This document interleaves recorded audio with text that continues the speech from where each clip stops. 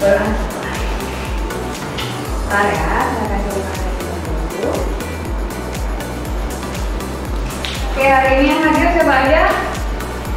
Hadir semua. Keren. Sebenarnya siapa? Lupa. Bintang. Lalu siapa lagi? Natalia. Oke, Natalia. Jadi yang naik. Bisa. Oke, Anika. Helen. Oke, semua ya. Nah, hari ini kita akan lanjutkan materi minggu sebelumnya ya. Sebenarnya kita sudah bahas tentang partnership, yaitu persekutuan. Bagaimana membuat laporan keuangannya. Nah, sekarang yang akan kita lanjutkan adalah bagaimana jika partnership tersebut dilikuidasi. Ya, nah itu yang akan kita lanjutkan. Nah, apa itu likuidasi? Likuidasi adalah proses berakhirnya partnership atau berakhirnya proses bisnis dari partnership atau persekutuan, baik itu secara hukum maupun secara ekonomi. Jadi yang sudah berakhir itu adalah proses bisnisnya, ya itu yang disebut dengan likuidasi. Nah, dalam proses likuidasi itu sendiri ada yang disebut dengan realisasi. Apa itu realisasi? Realisasi adalah proses saat menjual seluruh non-cash aset menjadi cash. Ya, jadi seluruh non-cash asetnya, aset-aset kecuali uang tunai dijual untuk mendapatkan uang tunai. Apa saja tahapan-tahapannya? Tahapannya ada 4. Dimulai yang pertama itu adalah menjual seluruh non-cash aset. Ya, jadi tahapannya adalah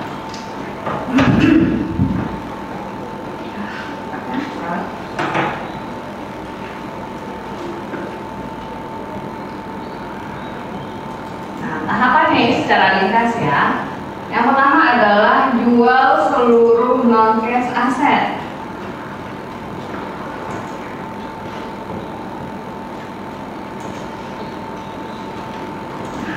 Kemudian setelah non-cash asetnya dijual, kemudian diakui apakah ada kerugian ataukah keuntungan.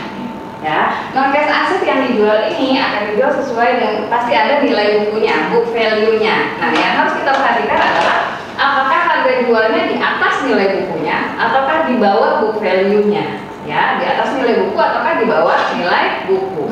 Jika ternyata misalnya nilai bukunya adalah 100.000, dijual dengan harga 120.000, kira-kira untung atau rugi? Untung. Untungnya berapa? 20.000.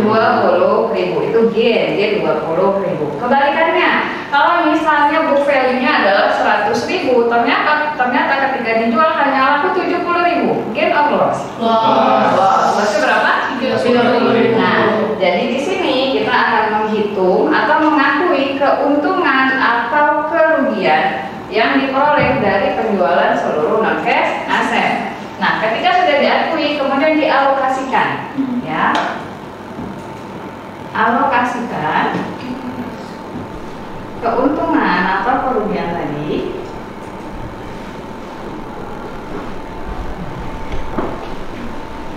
kepada seluruh partner. Kemudian setelah dialokasikan, yang tahapan yang ketiga adalah melunasi kewajiban.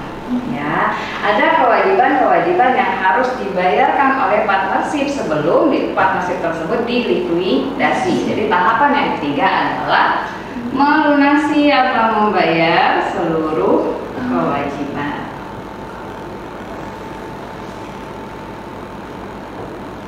Baru kemudian yang terakhir, setelah semua hutang dibayar, jika masih ada sisa cash, ya, jika masih ada sisa cash atau jika masih ada sisa uang tunai,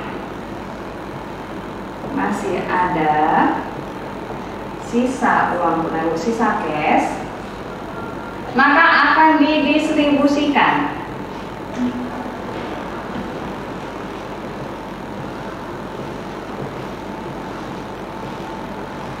kepada para partner,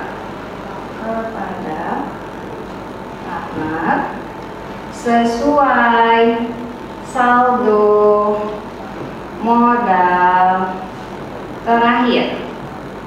Nah, jadi Ini tahapan-tahapannya: dijual dulu seluruh non-cash aset, kemudian alokasikan keuntungan atau kerugian kepada masing-masing partner, dilunasi seluruh kewajiban. Jika masih ada sisa cash, maka akan didistribusikan kepada partner sesuai dengan saldo modal terakhir.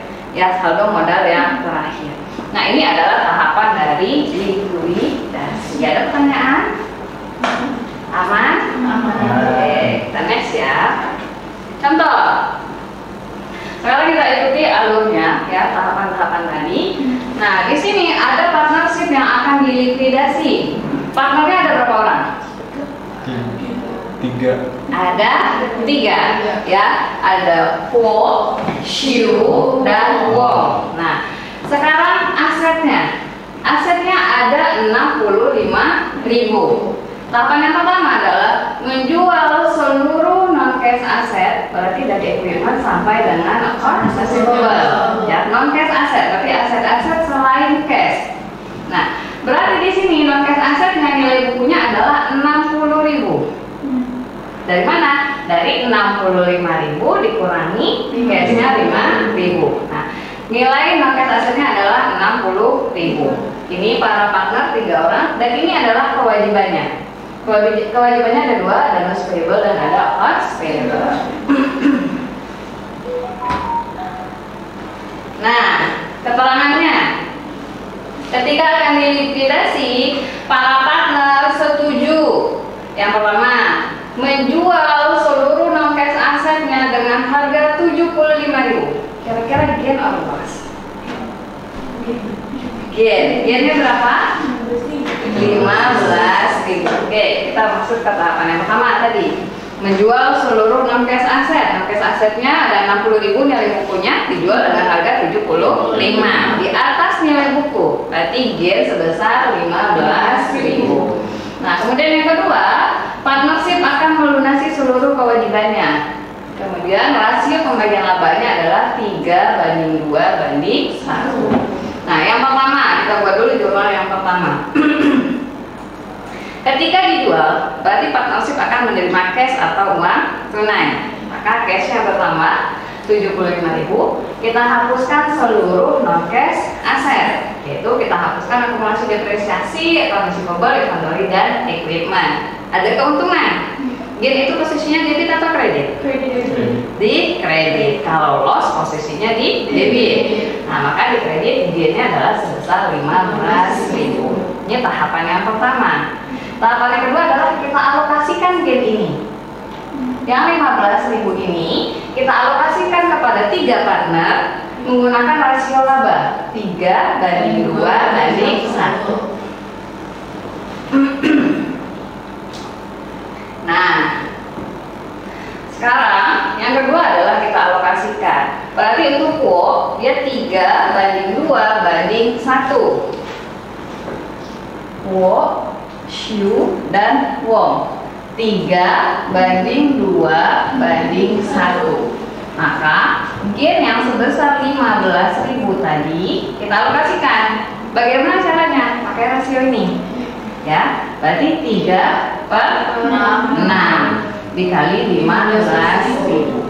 Ini 2/6 kali 15.000, dan ini 1/6 kali 15.000. Sehingga untuk masing-masing partner akan menambah modal. Ketika gain, maka modalnya akan bertambah. Maka modal Kuo bertambah sebesar 7.500, Shiu bertambah 5.000, dan Wong bertambah 2.500.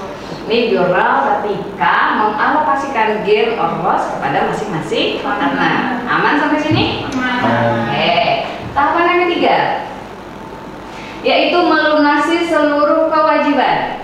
Kewajibannya tadi ada 2, notes payable dan accounts payable. Ketika kewajiban dibayar, maka kewajibannya habis di debit, ya, notes payable, accounts payable pada cash. Nah, masuk tahapan yang terakhir. Masih ada sisa cash atau tidak? Nah, cash awalnya ada 5.000. Dijual non-cash aset diperoleh cash 75.000. Lalu kemudian dibayar seluruh hutang 31.000, sehingga sisa cashnya ada 49. Nah, sekarang tersisa non cash aset sudah habis, kewajiban sudah habis. Yang tersisa adalah cash dan capital atau modal. Nah, modal pokok awalnya tadi adalah 15.000 dari laporan keuangan, ya. Kemudian ada penambahan dari gain 7.500 karena modalnya menjadi 22.500. Lalu SHIU awalnya 17.800 bertambah 5.000 jadi 22.800 dan uang awalnya 1.200 bertambah 2.500 menjadi 3.700. Nah, tahapan yang keempat adalah mendistribusikan sisa cash. Sisa cash yang 49.000 ini distribusikan kepada masing-masing partner sesuai dengan saldo modal terakhir. Saldo modal terakhir yang mana? 22.500, 22.800 dan 3.700. Nah, ketika didistribusikan dari cashnya berkurang di kredit, ya 49.000, kemudian modalnya di ketika dilikuidasi maka seluruhnya menjadi 0. Nah, ya. Cashnya menjadi 0, non cash asetnya 0, liability-nya 0, modalnya 0. Nah, inilah yang disebut dengan likuidasi. Jadi proses bisnis dari partnership ini sendiri berakhir. Jadi berbeda dengan bubar, ya. Kalau bubar proses bisnisnya tetap berjalan, tetapi kalau likuidasi proses bisnisnya berhenti. Bagaimana sampai di sini? Paham? Ada pertanyaan? Bisa? Bisa ya. PR. Seperti biasa, setiap pertemuan kita harus ada PR, ya. Mau 1, 2, 5? 1. Nggak mau 5? Enggak. Oke. Nah, PR-nya nanti kerjakan di appendix F ya. Jadi PR-nya nanti kerjakan problem yang agak-agak susah dikit. Boleh. Ya, PF3. Ya, nanti kerjakan PF3. Seperti biasa kumpulkan 1 minggu di Edley. Ya. Oke. Sampai sini ada pertanyaan? Cukup.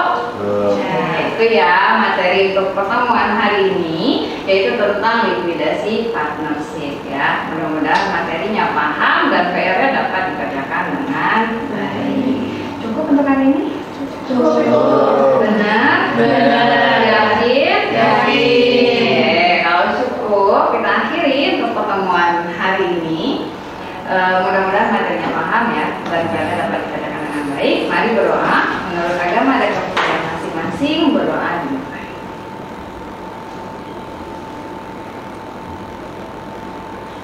Doa selesai. Terima kasih. Selamat siang. Selamat beristirahat. Selamat siang.